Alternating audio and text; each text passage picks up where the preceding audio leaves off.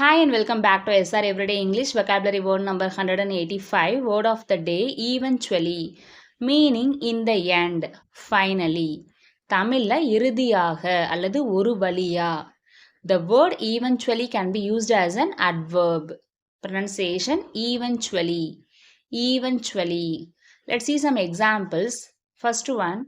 இறுதியாக சரவணன் நல்ல மதிப்பெண் பெற்று தேர்வில் தேர்ச்சி பெற்றான்.